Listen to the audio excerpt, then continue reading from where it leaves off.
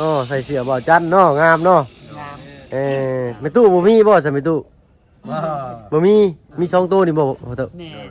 อ้าวเนาะป้าลุงเพิ่นว่าอยากได้ยินเสียงพ่อตู้กับแม่ตู้เนาะในความรู้สึกกันนะมันมีความรู้สึกแนวใดอยากเว้าแนวใดบ่เนาะอ๋อแนวใดให้เพิ่นนะเปิดภาพมากอะอยู่นี่แหละบ้าน2เงินซานของน้องกับกาเด้อหน่อยเนาะ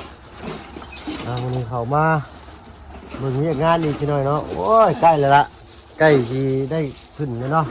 เอาพอดีมาพบทางอันไอ้บุญคงเนาะกับน้องชัยอ้าวพี่ประเห็นนะบ่ได้กินข้าวบ่ล่ะ เป็นไดมาแนวใดไปแนวใดอ้ายนี่เนาะ มาเบิ่งเพิ่นนี่ เป็นไดอ้ายเป็นได เด็ด งามบ่ งามเว้ย มาเบิ่งมื้อนี้เป็นมื้อสุดท้ายแล้ว เจ้าสิไปไสสิไปไส เมื่อลงพ่อบ้าง อ๋อน้องชัยสิมาลูกเขาบาง โอ้ยพ่อ อ๋อเจ้าก็สิมาลูกเขาบาง เบาฟักแวะหาคอยเด้อถ้าพอไปเนี่ยมันมีภัยเลยอยู่เกิน มาอ้ายไกลไปไกลมาไอ้บีบแกสิอยู่บ่เห็นคน โดย แต่ว่าเห็นน้องชัยหรือเห็นเจ้าได้บุญคงนี่สิแวะอยู่ บ่ เนาะ มื้ออื่นพ่อก็สิไปแล้วกับแม่เฮาก็บ่มีภัยอยู่เดือนมีแต่เฮา ไปจักมื้อให้ ก็ยังบ่ฮู้ประมาณอยู่ทิศนึงบ่ ชิดนึงสอง ว่า ที ไปก็ทางลุงเด้ อ๋อลุงบ่สบายเอา หายใจบ่ออกเลยเดี๋ยวนี้ หายใจบ่ออก ห้องแล้วก็ห้า พี่หน่อยเนาะเอาถ้าว่ามีโอกาสก็อยากไปอยู่ได้แต่ว่าถ้าว่าพึ่งก็ได้เนอนหลวงพระบางเอานี่ได้ก็สู้ๆเนาะเดินทางปลอดภัยได้เด้อน้องชัยนำ บ่ข่อยบ่ได้ไป น้องชัยบ่ได้ไปโดยขอโทษขออภัยจ้ะ นึกว่าอย่าลืมมาแวะหาข่อยเด้ เด้ อ บ่ยากเนาะอ้ายแวะอยู่เนาะ แกเงาเนาะบ่มีไผ เพราะว่าสิเดินทางกี่โมงมันคงนี่ เอิ้นบ่ บ่แล้วมื้ออื่นบ่จะเดินทางเดินจักโมงมื้ออื่น ก็ยังบ่ฮู้ประมาณแรงครับ 4โมง อันนี้ก็ตอนเช้าประมาณ9-10โมงเลยนะ 9โมง10โมงเนาะนั่งรถบ่หรือนั่งเครื่องบินไป นั่งรถ เอ่อ ตอนนี้เฮาก็นั่งรถเมล์ฮอดพุ่นแล้วก็ โอ้ ขี่รถไฟ 3-4มื้อเพิ่นสิฮอดนี่เนาะ ฮอดแล้ว 2มื้อ3มื้อ3มื้อนี่ฮอดเนาะ แต่ว่าขี่รถส่วนตัวก็ประมาณ3มื้อ โอ้โอ้ต้อง แปลว่ารถมันช้านะ แม่นเนาะ บ่คือรถส่วนตัวคันรถส่วนตัวก็ประมาณ2มื้อ โดยเอาจะได้ก็เดินทางปลอดภัยได้เด้อ เลย เนาะโอ้ยเอาทั้งน้องไส้ก็อยู่เฮือนอยู่ซ่านผู้เดียวก็เบิ่งกันแล้วเนาะไอ้เนาะไหนน้องต้นกล้า สบายดี สบายดีเนาะโอ้ยพากันเลิกโรงเรียนบ่มื้อนี้ บ่ได้ไป มื้อนี้บ่ได้ไป โดยเซ็งแล้ว เซ็งเรียบร้อย ได้ที่เท่าไรเจ้าหรือยังบ่ได้ไปตรวจผลออก ยังบ่ได้ออก ยังบ่ได้ออกโอ้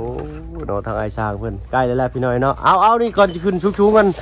เติมก่อนมื้อนี้ได้จักร้อยเลยมื้อนี้ 150แล้ว 10เนาะเอาโดยอึ๊บเอากินเย็นเลยเนาะตัวเจ้าว่ามันยังบ่พอก็ได้เบิ่งสิถามไอ้สร้างเพิ่นอีกก่อนโยฮักได้นี่เนาะบ่ค่อยดึงบักแห้งอีนี่ฮะอย่ามันฮักได้กินนี่เกือบไปพี่น้อยนี่ มีไม่แตนเลย เลยถ้าไอ้สร้างเพิ่นว่าได้ก็อันมาเฮ็ดได้หลักการหรือได้เนาะอ้ายเพิ่นสิอธิบายให้ฟังพี่น้อยเนาะ โดยอันมาเมื่อเช้านี่ โดย สอบประมาณก่อน อ้าย ยันเนี่ยเวลาแบบทำทอกมันเขาจะเก็บบอลในยันขี้ฝุ่นมันตกอะเด้ เนี่ยมันถึกหน้าปูนเฮา แม่นแล้วก็เฮ็ดตัวนี้ก่อนแล้วก็เอาอันดินเอาดินทรายน่ะ น้อย เอาทรายเอาแห่นั่นแล้วก็ไปทอกอยู่นี่ให้มันเบิดอย่างนั้นแล้วสบายจะตั้ง ร้านไปตั้ง เด้อจะตั้ง เอา อันนี้มันข้างซ้ายนั่นอันนั้น โดยสุดแล้วแต่อ้ายดูได้นี่เด้อ โดย เนาะ โดย ได้อ้ายว่ามันอันนั้นแหละสายมันรถเนาะ อู้พี่น้อยเนาะ งานเลยว่า เอาลึ อ๋อนี่ เอาลึเลย ภาษาเวียดว่าแบบล้ำ ฮะแดบ ภาษาเวียดว่า แดบด แบบล้ ำแดบลำเด้อเอาเดินทางปลอดภัยได้บุญคงเด้อแต่ว่ามื้อนี้แล้วเวียกไว้ได้สิแล่นไปแม่อยู่เฮือนบ่ได้ไปใช้ที่เจ้ามื้อนี้ฮะโอ้เก็บภาพบรรยากาศมาฝากปลาลุงนำเด้อทางนั้นยังบ่ค่อยมีคนเข้าถึงบ่ได้พี่น้อยเนาะทางหลวงพระบางโอ้ยดีใจบ่เพิ่นอยากไปหลายพี่น้อยเนาะแต่ครั้งหนึงในชีวิตแล้วซั่นซะลูกติ่งนี่มื้อแรงบ่ายติดโอ้โหนี่เนาะเหลือมมาก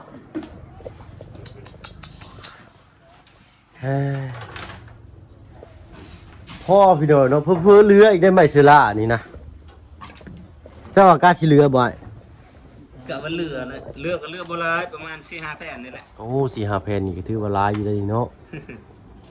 89-10แผ่นโอ้เหลืออยู่5เอาไปเป็นไงค่อยชื่อมาติดพัดลมโอ้ต้องเนาะโอ้ยบ่เหลือดอกนี่เด้นี่อันนี้มันนี่เด้ แม่ อันนี้มันนี่เด้นี่เนาะอันนี้ก็แม่นนี่ แผ่นเท่านั้นแหละเนาะ เรือก็สิเหลือแต่2แผ่นสีแดงงั้นพี่น้อยเนาะยันบ่พอซ้ำบ่จักตัวนี้นี่บ่พอกับปะก่อนหน่อยเนาะ เลย แน่ เพราะอันกะว่าตามเบิ่งสิพอเลย โดยตามเนาะ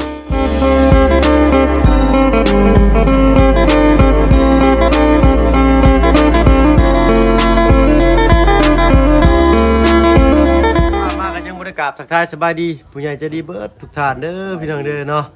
กับทักทายสบายดีผู้ใหญ่ใจดีและ FC เบิร์ดทุกท่านที่เข้ามาหาประชมช่อง YouTube ของผมหลายคือเก่าเนาะบ่ว่าฝั่งไทยฝั่งลาวและก็ทั้งฝั่งต่างประเทศก็ยินดีต้อนรับเข้าสู่ช่อง YouTube บ่เบิ่งเคยหลายเช่นเคยพี่น้อยเนาะขอโทษขอไปนู่นหลายเนาะเพิ่นสิว่าอันอ้าวจะสิจบคลิปยังบ่ทักทายสบายดีปะลุงอยู่บ่สิว่าอีกแล้วเนาะ อ้าวเนาะมันก็ลืมแน่พี่น้อยเนาะเมื่อกี้นี่ตกอกตกใจคิดว่าทางพ่อน้องชายสิพากันไปเบิดครอบครัวนะเนาะรายการยังเหลือหูอันนี่เนาะใช่หูหลอกประตูกับกระแจเนาะ เลย แต่กระตะปู8น้อยเนาะตะปู4หรือตะปู8 ปูแปดโลนึง ตะปู8โลนึงโดย ลูกติ้งนี่ โดย ตกไป ตะปู8เนาะเอาเบิ่งกันเด้อบ่บุญประตูไปเนาะมื้อเนาะขึ้นบ้าน2กันซานน้องบุตรสบาตากลมเด้อพี่น้อยเนาะเอาผู้แลที่มาออกงานจะได้ไปเต้าไปโฮมกันอยู่พุทธเนาะทางเบิ่งเนาะถ้าว่าเฮาบ่ว่างเดี๋ยวทางนี้ก็คือสิไปซ้ายๆก็ได้ดอกว่าซั่นซะ คือสิบ่ยุ่งยากนี่เนาะพี่น้อยเนาะแล้วก็มีเขาอื่นเนาะเนี่ยบ้านผับบ่แม่นเนาะมันแท้ล็อกประตูอะนะฮะ บ้านพักก็ยังอันนึง บ้านผับ บ่ถือกันก่อนตรงกลาง อ๋อทางกลางต้องมีทางกลางอีกบ่นี่ต้องได้ซื้ออีกอันหนึงนี่เนาะก็เอาแบบนี้เนาะโอเคนี่แบบนี้แบบเก่านี้เนาะเอาแบบนี้อันหนึงเลยก็บ้านพับอันหนึงเลยก็มีหยังก็ที่เขาล็อกกระแจเขาอื่นหยังก็ จักยังเกิน นี่แหละลูกเบ็ดท่านบอก บ่แม่นลูกวิทย์อันนี้เอาแบบธรรมดานะ ธรรมดา แบบล็อกห้อยกุญแจเลย ล็อกมาเรื่องเนี่ยนะเนาะอันลับเคยเจอมันเจาะกระจายตรงนี้ครับ หลักประมาณ จักเพิ่นเอิ้นได้พี่น้อยเนาะเอาจังได๋ก็ช่างไปเห็นเนี่ยจังเลือกเอาจังบอกเพิ่นฮู้อยู่ดอกเนาะ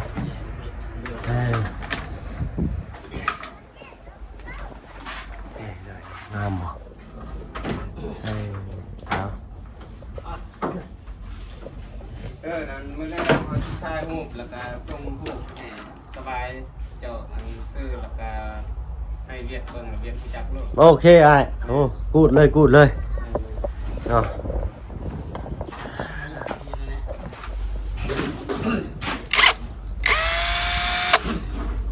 ผักแน่ที่นี่บอสบอลนี่ซื้อ ใส่มือหนึ่งแจ็คมันบ่หมดนะ แบตบ่เบิดบ่อ้ายใส่มือหนึงนี่โอ้ผักตัวนี้นี่เนาะเกี่ยวกับด้านซ่อมรถบ่ละลายได้อยู่อันของอันเนี้ยต้องเอานอนลงตั้งฮักลมลง ได้น้องต้นกล้ามื้อนี้มีหยังไอ้สร้างเพิ่นกินแน่ ไข่ตัวอันเห็ดไก่กินแหละทางแม่ตู้เพิ่นเห็ดกิน เพิ่นมีเมนูหยังไงไอ้สร้างเพิ่น ก็เห็ดไก่แหละเห็ดกินแหละหาผักหาหยังให้กินแหละหา ต้ม จับ บ่ แจ่ว แกงไข่เนาะใส่ใบผักบัวว้ายใส่พริกลูกโดดไปน้ำแน่ โดย แซ่บเลย โดย ทอดไข่ตำบักถั่วบ้าเนาะไอ้หลังเนาะ โดย แล้วได้ซื้อใหม่พี่หน่อยไอ้หลังนี่ตะกี้แล้วซื้อไอ้พลังพลังบ่คักทั้งบ่พึ่งเบิ่นบ่คักนะพี่น้อยเนาะบ่พึ่งเอิ้นไอ้หลังมาเลยบาดนี้ มันสิ้นเลย แบบว่าเข้าขอบเข้ามุมนี่เพิ่นต้องเป๊ะอันนี้เราเฮ็ดเด้ทางทิศนี้เนาะโอ้ทางพี่เพิ่นว่าโอ้ยอันภาคขอบใจอันทางอันสร้างเพิ่นเด้อเพิ่นว่าเนาะที่น้องย่อเพิ่นเนาะเนาะว่านี่ได้นะทางพี่ทางแม่ป้าเพิ่นก็โอ้ยังบ่ได้ละบ่ได้ลงเลยพี่หน่อยเนาะบ่จักเชื่อเลยแล้วว่าเพิ่นอายุ60ผู้ใดเนาะเป็นไดพี่น้องนี่น้องตุ้นกะไอ้บอกว่าจะได้ไอ้บอก อยู่ได้อยู่บ่ ที่ได้อยู่ให้ เดี๋ยว มาตักน้ำเลยให้เอาผ้าเอาอย่างไร บ่ต้องตักก็ได้ล่ะไปบิดเอาบิดน้ำจะผ่าเอาเด้อบิดให้มันหมาดเด้อไปมาจัดการเดี๋ยวนี้เลยมันก็มีบ่หลายดอกมีน้อยหนึงครับต้องเฮ็ดแต่มันน้อยมันหลายมันสิขี้ข้านแต่มันน้อยใครแน่ชาวบ้านชาวซองเพิ่นเข้ามาเบิ่งพี่น้อยเนาะเห็นงามเนี่ยขนาดสร้างเฮานอนได้นี่ยังงามปานนี้เนาะ เขาสร้างบ่เฮานอนนี่บ้าส่งเขาซิ่งเหรียญทองแล้วนี่ฮะเราเด้อโหม่วนพี่น้อยเนาะ โอ้ยังบ่เติมอยู่บ่เติมแม่ง่วงนอนได้หั่นเอา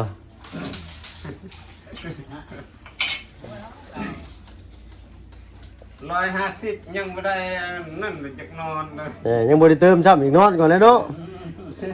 เดี๋ยวใช้ทางน้องต้นกล้าเพิ่นเอาผ้ามาเช็ดอีกหน่อยน้องต้นกล้าบ่ต้องเอามาเบิดขู่ก็ได้จะเอาผ้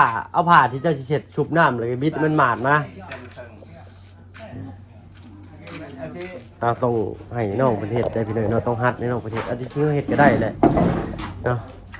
ต้องให้น้องประเทศเองเพราะว่ามันสิได้ติดเป็นนิสัยเฮามันยังอยากขาวอยู่นั่นนึง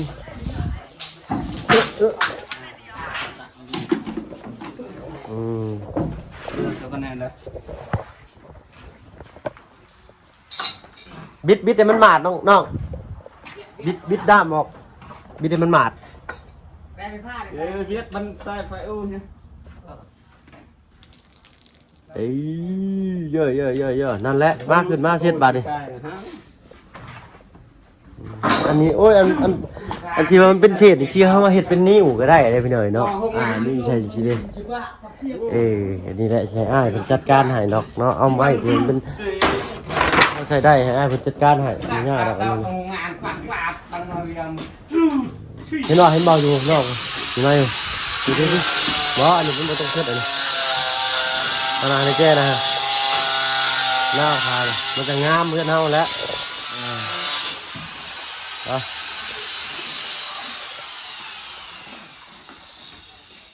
ไก่นั่นแหละเลยอันนั้นจอมันคาตัวเสียดรถแต่ว่าบ่อยากให้น้ำเปียกแห้งไปได้เนาะเปียกกันตามจริงมันเปียกก็ได้พี่น้อยเนาะบ่อยากให้เปียกก็ได้ทางไอ้เป็นจัดการให้บ่มีรอยแตกบ่มีรอยร้าวเลยเนาะทั้งลุ่มนี่ก็เสียดรถเนาะอันลุ่มสุดน่ะมันเป็นข้ามโอ้โหต่ำพี่น้อยเนาะพิษที่ข่อยกันหัวสูงพวกเด้อตอนนี้สิไปเบิ่งเด้อ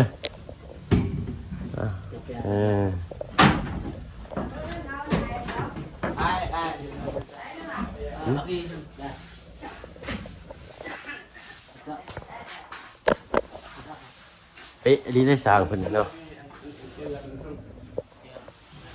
เจื้อนในโดดใส่ในกาไปเจื้อเอาไปมันยังน่ะ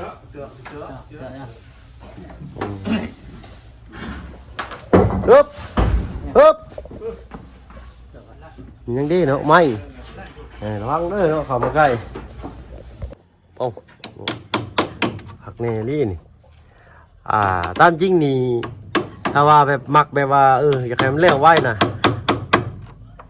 เพิ่นสิตัดไม่เชล่าแต่อ้ายเพิ่นตัดนี่แบบว่าเฮ็ดแบบว่าเนียบเลยนะ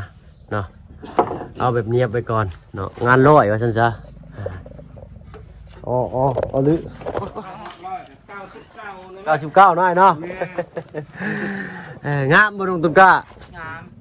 เอาปลาลุงใกล้สิแล้วเลยได้นี่บ่ตามจริงนั่นทั้งอันเพิ่นว่าย่านไม้มันบ่พอน่ะเนาะให้มุ้งได้รอบข้างมันก่อนแต่ตัวนั้นบ่ให้มุ้งแต่ว่าไม้มันจังได๋มันก็พออยู่แล้วนะ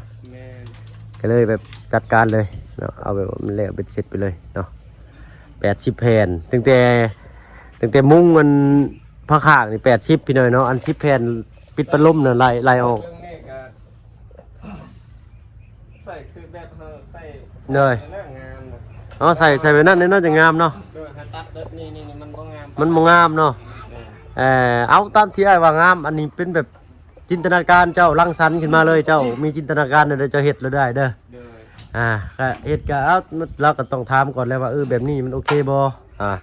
ถ้าเฮาว่าโอเคงามก็จัดเลยถ้าว่าอันนี้เนาะเฮาบ่เห็นดีนำก็พากันคิดเปลี่ยนหาแบบใหม่หน่อยเนาะเลยบ่ยากนั่นน่ะเนาะเลยแม่นแล้วปิดเบิดนี่นะ แล้วแต่ผู้มักอันละ แม่นถ้าเฮาอยากประหยัดงบเนี่ยเฮาก็เอาเป็นช่องจังซี่เนาะก็งามคือกันถ้าว่าอยากให้มันงามเลยก็ปิดเบิดจังซี่เลยนี่ก็งามเนาะเบิ่งรุ่นเบิ่งไม้นำกันเหลืออยู่ประมาณ25 30แผ่นโอ้สิพ่อบ่อย30แผ่นนี่ แล้วแต่ผู้มัก เลยนั่ง30แผ่นพี่น้อยเนาะสิพ่ออยู่บ่เนาะเจ้าว่าสิพ่อใบหลัง30แผ่น30แผ่นได้รวมทั้งตัวนี้30แผ่นสิพ่อบ่น้ำในก้นเจ้าน่ะกับตัวลุ่มนี่พอดีรวมเบิดแต่30แผ่นมันสิพ่ออยู่บ่ 30แผ่นเดียวนี้ยัง30แผ่น แม่นรวมเบิดเหลือ30แผ่น เดี๋ยวนี้ครับ แม่นเจ้า พอแล้วพอเบื้องนั้นมีแต่ชาว เบิ่งนี่ซาวเนาะข้างนี้อีก ชาวบอกด้วยเท่าไหร่เมื่อวาน15 15 15โอ้พอดีแล้วซะเนาะข้างนี้ก็สิข้างนี้ก็15ข้างนี้สิมา13เหลืออีก2ขึ้นต่อหุ้นถ้าว่ามันพอเนาะเฮาสิเอาสีส้มขึ้นเทิงบ่หรือว่าเอาสีส้มอยู่ลุมเนาะเอารุ่นเบิ่งนำกันพี่น้อยบ่ขาดบ่เกินเรือนน้อยๆนี่เนาะใช้ประตูไปตู้จะเช็คอยู่ไหนนี่ยับมาเลยเนาะมาแลเบิ่งนำกันดูดิงามบ่นี่เนาะ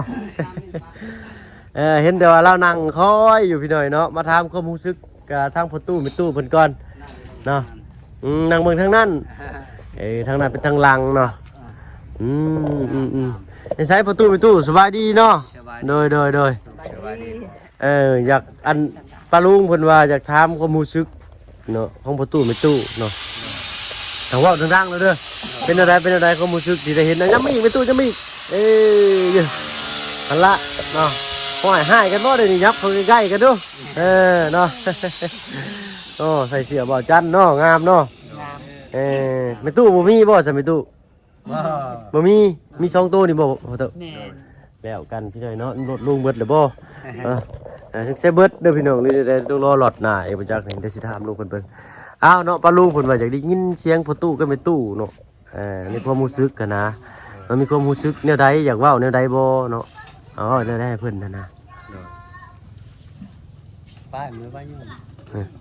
แม่ไปเบาก่อนมา เอาแล้วแต่เนาะไผสิเว้าก็ได้โดยเนาะ ขอบคุณแม่ อันเธอกล้าบอกก่อนเนาะ ซื้อไทยไปซอยร้านต้น เน กล้าย ซอยมาดูประตู โดย แล้วก็ดีมุกดีใจได้ละเฮือนหลังบักใหญ่แล้วก็มันเบาเพิ่ง โดยแม่โดย ขอบคุณต้น เนาะ ซอยร้านต้นกล้าและประตูแม่ตูได้เฮือนได้ชานบ้านช่องย้อนอันนั้นแม่คือสวรรค์แต่อยู่ไทยผู้เดียวเพิ่นซอยกับเบาเพิ่ง โดยเนาะ เนี่ย ทาง ให้อยู่ดีมีแหงให้ร่ำให้รวย โดย ให้โชคให้มานให้เงินคำลำแก้วคานเข้าไปเฮือนบางคู่มือคู่เช้าเด้อนอนรับได้เงินหมื่นตื่นได้เงินล้านอายุดีมีแห้งเมื่อเบาเพิ่งกับแม่ชีสวรรค์ขอบใจหลาย โดยเนาะทางแม่ศรีสุวรรณสุริยาไทยพร้อมทั้งครอบครัวและคณะเพิ่นเด้อเนาะที่สดสวยมาว่าซั่นซะทางบ่พึ่งได้ไปตู้เด้อทางลูกนี้เนาะทางร้านว่าซั่นซะบ่ได้ซอยหยังหลายมีแต่ซอยเป็นสะพานบุญให้เพิ่น ๆ เนาะ ซอยเห็น โดยซอยนี่แหละ แม่นมานี่แห โด ละ ยขอบใจเจ้า คือกัน โดยทางประตูได้ซั่นมีความมีจิตในใจความรู้สึกจะได้อยากบอกผ่าน ขอบใจ กล้องอยู่บ่ ทางผู้ใหญ่ใจดี เลย ทางอันชวันชีชวันสุริยะไทย เลย ขอบใจหลายๆแต่ว่า เลย มาชอย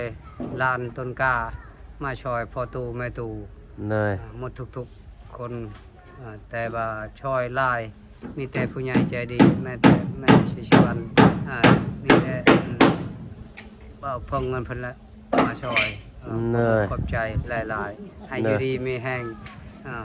ให้ยาวมันยืนให้นอนดึกให้ได้เงิน นอนดึก นอนดึกให้ได้เงินล้านเงินแสน เลยเนาะเลย ยามาคานเนี่ยปัญญายามาเปียด เลยเนาะ ถูก เลยเนาะข่อยเป็นข่อยไปทางน้องต้นกล้าเพิ่นเนาะความในจิตในใจอยากบอก ชื่อถึงหยังกับเพิ่นที่แบบว่าเดี๋ยวเบิ่งบ้านสองเฮือนซานแล้วแบบมีความปลื้มปิติในใจบ่หรือแนวใดเนาะ ขอบใจหลายๆทั้งแม่ศรีสวรรค์สุริยาไทย เหนื่อย ความรู้สึกของน้องตุนก้าก็รู้สึกแบบว่าดีใจหลาย เหนื่อย ๆถ้าแบบว่าบ่ได้ทางผู้ใหญ่ทางศรีสวรรค์ซอยก็โอ้บ่ได้แล้วนี่ก็ย่างบ่ได้แล้ว ถ้าแบบว่าบ่มีทางผู้ใหญ่เพิ่น เหนื่อย นี่ก็ขอบใจหลายๆขอให้ร่ำรวยๆเด้อขอให้ตลอดปลอดภัยขอให้นอนหลับให้ได้เงินหมื่นเงินแสนเงินล้านเด้อสาธุ ถูกเนาะเอาทางประตูนี่เนาะเพิ่นเว้าอย่างอื่นนี่เพิ่นเว้าเป็นได้เนาะแต่ว่าเวลาเว้าว่าให้ตั้งอกตั้งใจเลยเพิ่นสิเว้าซับหน้าลงหลังเนาะบ่เป็นหยังที่น้อยเนาะเอาค่อยๆไปนี่ค่อยไปเนาะประตูเนาะ ลง ตื่นเต้นเนาะ ลงลืม เอาเนาะบ่ว่าไผแหละถ้าบ่เพิ่งคือกันพี่น้อยเนาะพ่อกับกล้องบ่หรือหยังกับทีมงานครั้งแรกบ่เพิ่งก็อยากตื่นเต้นแต่คุมื้อนี้ก็ยังอยากตื่นเต้นคือเก่าพี่น้อยเนาะทุกคนแหละเนาะย่อมนับ1นับ1 2 3 4 5เนาะค่อยๆเป็นค่อยๆไปมาปึ๊บบาดเดียวนับ10บาดเดียวแล้วก็เอาไว้แล้วบ่ได้แน่เนาะเอาเนาะก็ได้ยินเสียงทางประตูไปตู้เพิ่นแล้วเนาะทางผู้ใหญ่เพิ่นก็ว่าโอ้ยเนาะอยากได้ยินเสียงของประตูเพิ่นเด้เพิ่นว่านะเนาะมาว่าได้ก็มีหนุบจะก็อยู่เนาะบัดมื้อขึ้นเรียนขึ้นศาลนี่แฮงเสียนำเด้เจ้าเด้อซ่อมไว้หลายๆเด้อเนาะซ่อมไว้หลายๆเด้เนาะแล้วแบบตามความรู้สึกเฮาแล้วแบบว่าเพิ่นซอยเฮามาจังซี่เฮารู้สึกแนวใดกับเพิ่นก็เว้าตามความรู้สึกเลยเนาะเฮาบ่ต้องมาฮัดว่าเฮาต้องเว้าแนวนี้เฮาต้องเว้าแนวนี้บ่แม่นได้น่ะอันนี้คือว่าออกจากใจเฮาเลยหั่นนะว่าในใจเฮานี่คิดแนวใดดีใจบ่เนาะหั่นนะประมาณนี้เลยเนาะเฮาถ้าบ่เพิ่นก็อธิบายบ่เก่งปานใดเนาะผิดพลาดประการใดก็กราบขอโทษขออภัยนำเด้อพี่น้องเด้อเนาะเอ้าเนาะขอบคุณของคนของประตูแม่ตู้หลายๆทั้งน้องต้นกล้าเนาะทางมาเบิ่งก็สิขอตัวลำลาก่อนไปหาซื้ออุปกรณ์ให้ทางอ้ายเพิ่นก่อนเนาะมีล็อกประตูเนาะแล้วก็กุญแจนี่เอาไว้ก่อนก็ได้เนาะเพราะว่ายังมีเวียกทางหน้าอยู่เนาะเอาบานพับล็อกประตูมาให้มันเบ็ดเสร็จเสร็จสิ้นเลยนะ ตะปู8 โลนึง โดยตะปู8อีกโลนึงจ้าโอเคเนาะคันว่าสั้นอ้ายพิมพ์ไปไว้ก็ได้หรือส่งข้อความเสียงไปก็ได้เด้อเนาะโอเคเอาไปแล้วไอ้สร้างเนาะสบายดีมื้อแรงพ่อกันใหม่โดยสบายดีจ้าโดยเนาะไปพี่หน่อยเนาะสำหรับคลิปนี้ถ้ามาเพิ่นก็อยู่ดีมีแฮงเนาะขอตัวลาลงแล้วพี่หน่อยเนาะสบายดีจ้าอยู่ดีมีแฮงเบิดทุกคนที่เข้ามาชมช่อง YouTube บ่เพิ่นเคยไลฟ์คือเก่าเนาะไปแล้วสบายดีจ้า